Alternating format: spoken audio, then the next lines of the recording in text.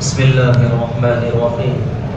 الحمد لله رب العالمين، والصلاة والسلام على رسوله الكريم محمد بن عبد الله الأمين وعلى آله وأصحابه أجمعين ومن تبعهم بإحسان إلى يوم الدين. أما بعد، فقد قال الله تبارك وتعالى في القرآن المجيد والفرقان الحميد: أعوذ بالله من الشيطان الرجيم. بسم الله الرحمن الرحيم. وقضى ربك ألا تعبدوا إلا إياه وبالوالدين إحسانا إما يبلغن عندك الكبر أحدهما أو كلاهما فلا تقل لهما أف ولا تنهرهما وقل لهما قولا كريما واخفض لهما جناح الذل من الرحمة وقل رب ارحمهما كما ربياني صغيرا. صدق الله العظيم. وقال النبي صلى الله عليه وسلم: رغم أنفه ثم رغم أنفه ثم رغم أنفه من أدرك أبويه عند الكبر أحدهما أو كليهما ولم يدخل الجنة. رواه مسلم أو كما قال عليه الصلاة والسلام. میرے محترم بزرگوں اور حدیث ساتھی ہو، جس پر گفتگو کرنی ہے رمضان المبارک سے پہلے اس پر کچھ گفتگو کر چکا ہوں، اسی کو مذاکرے کے طور پہ دوبارہ دہراتا ہوں. وقت ملا تو مزید کچھ باتوں کا اضافہ بھی کر لیتا ہوں. قرآن کریم میں اللہ تبارک و تعالی نے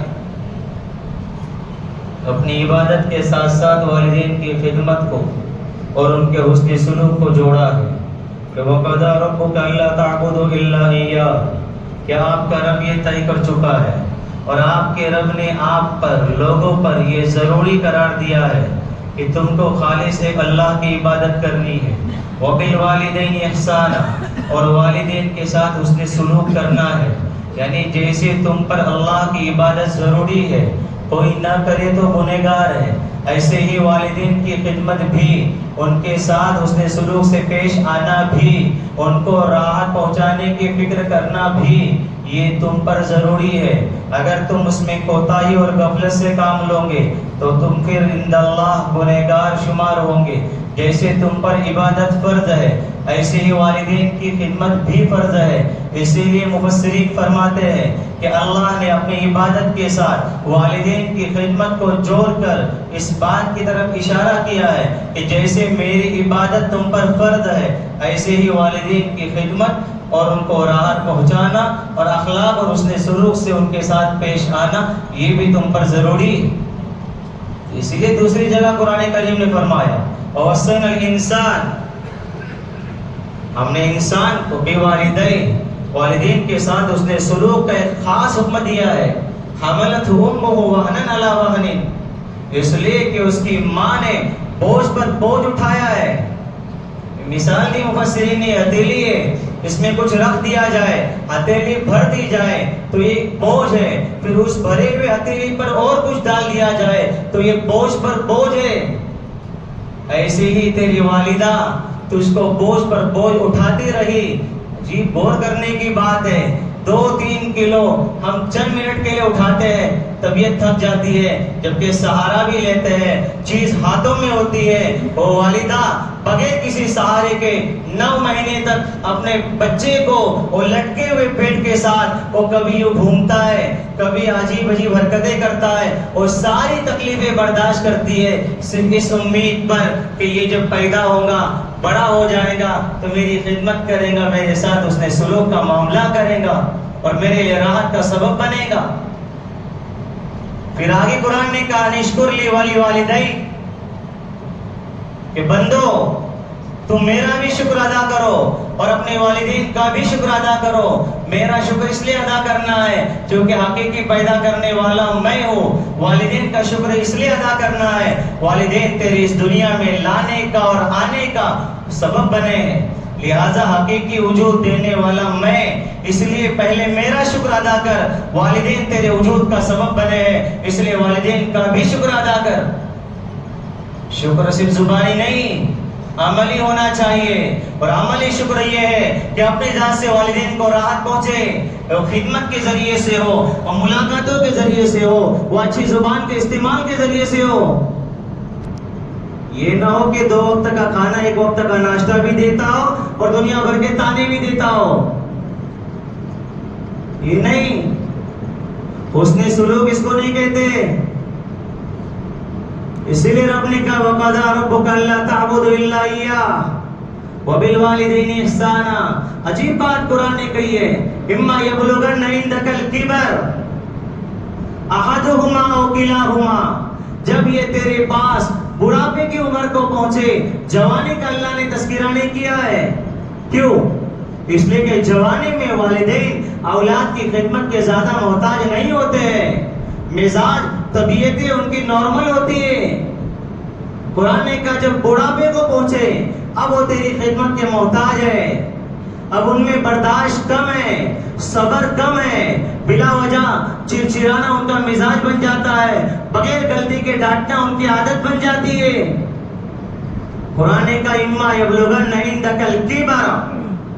اگر یہ تیرے پاس بڑھاپے کو پہنچے تو تیرے بچپنے کو تو یاد کر کہ تیرے ناز نخرے انہوں نے کیسے برداشت کیے ہے. اب ان کی تھوڑی سی کرواہٹ, وہ جھلجھلاہٹ اور وہ ناگواری, بلا وجہ کا ڈانٹنا اب تجھ کو برداشت کرنا ہے. آدمی بھول جاتا ہے. ہم جیسے کوکنی تو کہتے ہیں کہ اپلہ کا ہی سمجھتے, اپلہ کا ہی سمجھتے. آج اپلہ سمجھت ہوتا ہے اللہ نہیں سمجھت ہوتا. ابھی ذرا نوجوانی کا نشہ چڑھ گیا, ماشاءاللہ بیوی بھی ہاتھ لگ گئی, شادی بھی ہو گئی اور تھوڑا سا کمانے بھی لگ گیا تو اس کو باپ بوجھ لگنے لگتا ہے. ایک صاحب تو کہنے لگے کہ اللہ موت دے یا پھر ہدایت دے. ارے وہ تو مرے گا ہی باپ اپنے وقت پر, تو مرے گا تیرا کیا ہوگا. جب بڑھاپے کو پہنچے اور وہ تیری خدمت کے محتاج ہو, تجھ سے محبت کے بول سننے کے محتاج ہو, کچھ تیرے ساتھ وقت گزارنے کے محتاج ہو. یہ بھی عبادت ہے, یاد رکھیے. ذرا والدین بوڑھے ہو جاتے ہیں تو دوستوں کے لیے وقت ہے, بیوی بچوں کے لیے وقت ہے, لیکن ماں باپ کے ساتھ 10 منٹ بیٹھنے کے لیے وقت نہیں ہے. یہ بھی دین ہے. ان کی دلجوئی کرے, ان کے ساتھ تھوڑی ہنسی مذاق کرے, ان کے ساتھ پرانی باتیں کرے. اس لیے کہ اب تو بڑھاپے کی دہلیز پر ہے, وہ تو گھر میں ہی بیچارے. ان کا حق ہے جب بڑھاپے کو پہنچے تو ان کا خیال نوجوانی کے مقابلے میں زیادہ رکھا جائے. اما یبلغن عندک الکبر احدهما او کلاهما. عجیب المیہ امت کا تو یہ ہے کہ کم سے کم کچھ لوگ تو والد کو تو ڈر لیتے ہیں, والدہ کو تو ایسے جملے سناتے بیچارے اندر سے ٹوٹ جاتی ہے. حالانکہ دونوں حسن سلوک کے محتاج ہیں, لیکن دونوں میں زیادہ حق والدہ کا ہے. لیکن ہم لوگ ابا کو ڈرتے, امی کو کم ڈرتے. والد کے سامنے تو کبھی زبان بند بھی کر لیتے اور کچھ برداشت بھی کر لیتے, لیکن ماں کو تو پھٹکے سے جواب دے دیتے, جبکہ ماں حسن سلوک کی باپ کے مقابلے میں 3 گنا زیادہ محتاج ہے اور اس کا حق ہے. لیکن ماں بیچاری زیادہ مظلومہ ہے ہمارے یہاں باپ کے مقابلے. ایک صحابی نے کہا من احق الناس بحسن صحابتی. میرے سب سے زیادہ حسن سلوک کی مستحق, سب سے زیادہ خدمت کی مستحق, سب سے زیادہ اچھے اخلاق سے جس کے ساتھ پیش آ جائے اس کی مستحق کون ہے؟ امو کا تیری ماں. ثم من, پھر امو کا تیری ماں, تب پھر کا تیری ماں, تب پھر کا تیرا باپ. محدثین نے کہا ماں وہ 3 تکلیفیں برداشت کرتی ہے جس میں باپ کا کوئی حصہ نہیں. ایک 9 مہینے پیٹ میں سنبھالنے کی تکلیف, دوسرا ڈیلیوری کی تکلیف, تیسرا اس کو دودھ پلانے کی اور اس کی پرورش اور تربیت کی جو تکلیف ماں برداشت کرتی ہے, اس میں باپ کا کوئی حصہ نہیں. لیکن باپ کو ڈرتے, ماں کو تو عجیب بات ہے. اور ذرا کان بھر دے بیوی تب تو ماں چلے گئی جیل میں جیسے. عجیب بات ہے. کیا کہا قرآن نے؟ جب پہنچے بڑھاپے کو تو فلا تقل لهما اف, ان کو اف تک مت کہو. حضرت تھانوی رحمۃ اللہ علیہ نے بیان القرآن میں لکھا ہے اف کا ترجمہ کیا. جب ناگواری کے جملے ماں باپ کی طرف سے سننے ملتے ہیں یا بعض دفعہ وہ ڈانٹتے ہیں یا طبیعت کے خلاف ہوتا ہے تو آدمی زبان سے کچھ نہیں کہتا ہے، ادب میں صرف کہتا ہوں، یہ ہو بھی حرام ہے، یہ ہو بھی حرام ہے. فلا تقل لهما اف. مفتی شفیع نے لکھا اگر اس سے بھی ہلکا جملہ اگر کوئی کلام عرب میں ہوتا اللہ اس کو بھی حرام قرار دیتے. یہ حقوق ہے ماں باپ کے. باہر کیسے بزرگ بنے رہتے ہیں ماشاءاللہ، بااخلاق، دیندار، ہم سے زیادہ جیسا کسی ماں نے جانا ہی نہیں اتنا بااخلاق، اور گھر میں کیسے آگ لگی ہوئی ہے. ماں باپ کے حقوق کی ادائیگی کی کوئی فکر نہیں، بیوی بچوں کے حقوق کی ادائیگی کی کوئی فکر نہیں. بیچارہ گھر میں داخل ہو تو بچے پریشان، اس طرف بیوی پریشان، تو باہر نکلتا ہے اور باہر جیسے سارے اخلاق کا حصہ اسی کو آیا ہے. جتنی بزرگی ہم باہر دکھاتے ہیں اس سے زیادہ گھر میں دکھانے کی ضرورت ہے، اور اس پر بھی مستقل بیان کرنے کی ضرورت ہے کہ گھریلو زندگی کیسے ہونی چاہیے. اس لیے کہ باہر سب بزرگ بنے ہوئے ہیں اور گھر میں حقوق کی ادائیگی کی کوئی فکر نہیں، آگ لگی ہوئی ہے. اور ماشاءاللہ باہر ارے بولے کیا ہر وقت مسکراتے رہتا ہے، ارے بولے خوب نیک مانوس ہے. اور گھر میں بزرگ نے کہا خیرکم خیرکم لأہلہ وانا خیرکم لأہلی. تم میں سب سے بہتر وہ ہے جو اپنے گھر والوں کے لیے بہتر ہو، اور میں تم میں سب سے بہتر ہوں اس لیے کہ میں اپنے گھر والوں کے لیے سب سے بہتر ہوں. وہ دین ہی نہیں ہے، وہ دین ہی نہیں، دین باہر ہے، دین باہر ہے مساجد میں، اور گھر میں کوئی اس کی فکر نہیں ہے. عجیب بات قرآن نے کہی فلا تقل لهما اف ولا تنهرهما. ان کو جھڑکو مت، وقل لهما قولا کریما، اور ہمیشہ ان سے نرمی کے ساتھ بات کرو. اور پھر اس کے بعد کیا کہا قرآن نے؟ وَخْفِضْ لَهُمَا جَنَاحَ الذُّلِّ مِنَ الرَّحْمَةِ وَقُلْ رَبِّ ارْحَمْهُمَا كَمَا رَبَّيَانِي صَغِيرًا. یہ سارے ڈانٹ ڈپٹ، یہ ساری ناگواری برداشت کرنے کے بعد بھی ایک کام اللہ نے مزید لگایا ہے کہ ان کے لیے دعا بھی کرتے رہو. اے اللہ ان پہ رحم فرما، اے اللہ ان پہ رحم فرما، جیسے انہوں نے بچپن میں میری تربیت کی ہے. اگر وہ بچپن میں اپنے رحم کا ثبوت نہیں دیتے تو یقیناً میں اس طرح کی تربیت اور پرورش نہیں پاتا. انہوں نے میرے سارے دکھ درد برداشت کیے تھے. اے اللہ جیسے انہوں نے بچپن میں مجھ پر رحم کیا تھا اور میری تربیت کی تھی، آپ بھی ان پر رحم کا معاملہ فرمائیے. مزید اللہ نے اور ایک کام بڑھایا ہے، اور ادھر ذرا کھلائیں گے تو احسان. آج کل تو ایک نیا ٹرینڈ چل رہا ہے، اور بولے مانا وارثت سے جاستی استا ابا مجان کا ہوتے، جیسے احسان کے باپ کو کھلا کے، باپ کو کھلا کے جیسے اس نے احسان کیا ہے.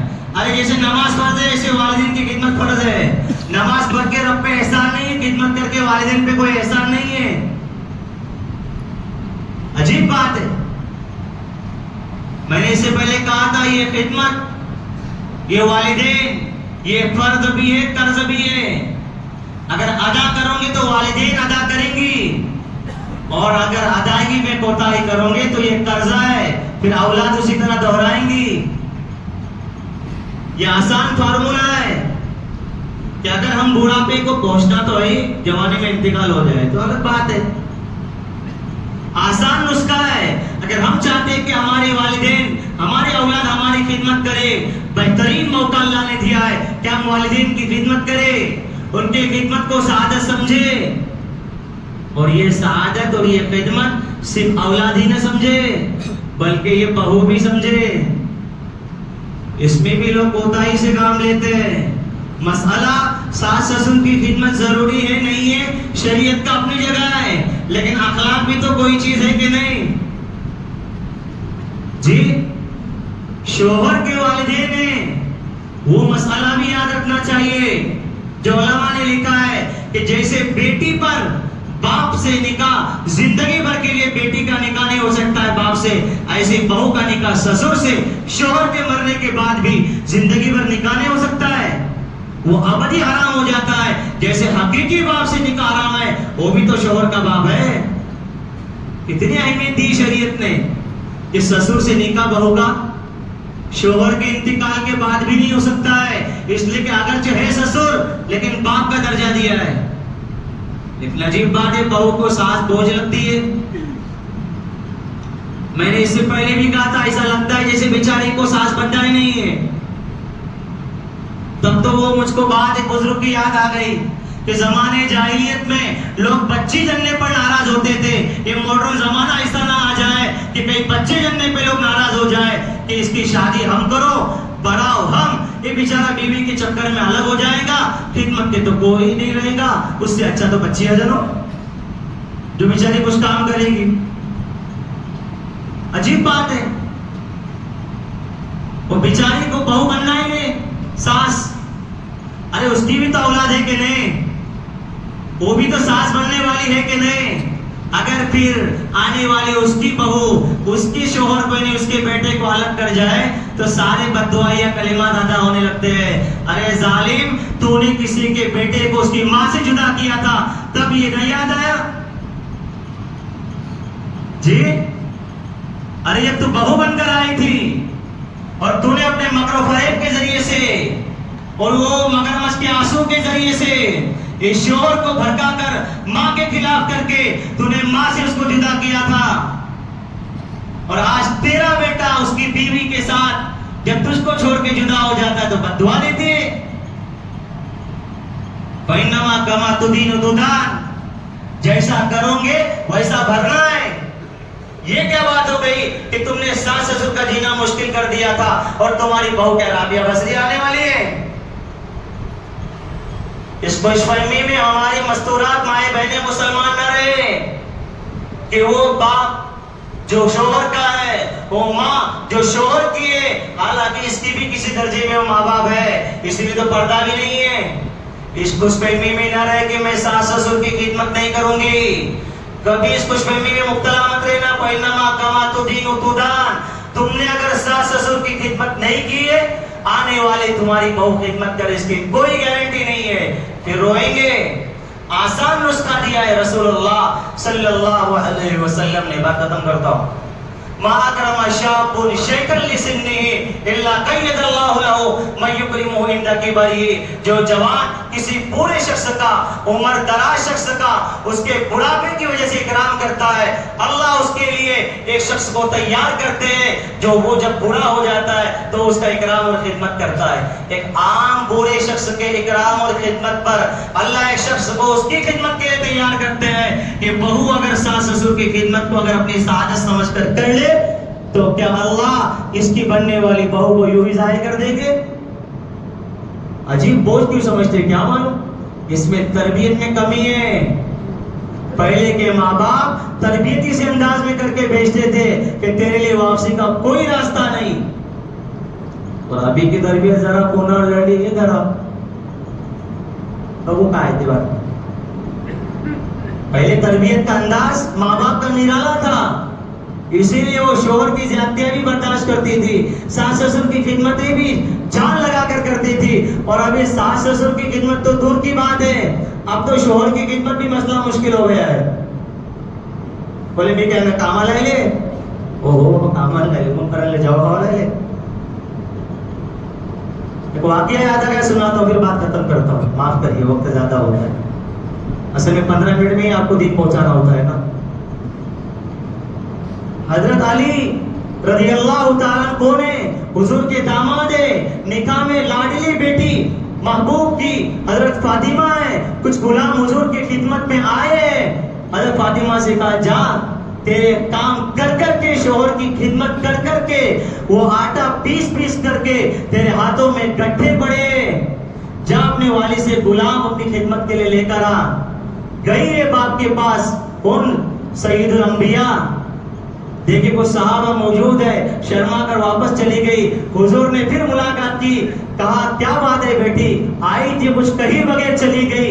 کہا کہ علی نے بھیجا تھا, سنا تھا کہ غلام آئے ہیں, خدمت کے لیے غلام مل جاتا اچھا ہو جاتا, یہ ہاتھوں پر گٹھے پڑے. درس دیا درس امت کو. ہم جیسے رہتے تو عبداللہ کے سمجھتے کرے تھی کون سی بوڑھیا ہے, اوڑے کاما دیتے یہ شرم نہ لگے. ارے دلا میں کیسا ڈھولا تو تمہیں معلوم بھی نہیں ہے. کہتے کہ نہیں ایسے جملے کوکنی اصل میں جلدی سمجھ میں آتی ہے, اس لیے کوکنی میں کہتا ہوں.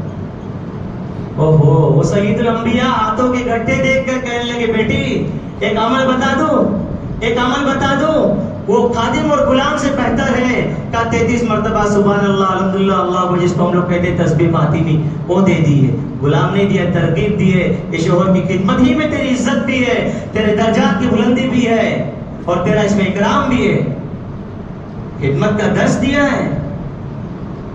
اسی لیے میں اپنے ماں بہنوں سے درخواست کرتا ہوں، آپ سے، اپنے آپ سے بھی، کہ ہم والدین کی خدمت کو سعادت سمجھے، اور جو بہو بن کر کسی کے گھر جائے وہ بھی اپنے ساس سسر کو والدین کا درجہ دے، اور اس ساس سسر کی بھی ذمہ داری ہے کہ آنے والی بہو کو بیٹی کا درجہ دے۔ جس گھر میں بہو کو بیٹی کا درجہ ملے اور ساس سسر کو ماں کا درجہ ملے، وہ گھر جنت کا ایک مثال بن جاتا ہے، ایک مثال جنت بن جاتی۔ اسی لیے درخواست کہ خوب خدمت کرے، سعادت سمجھ کر کرے۔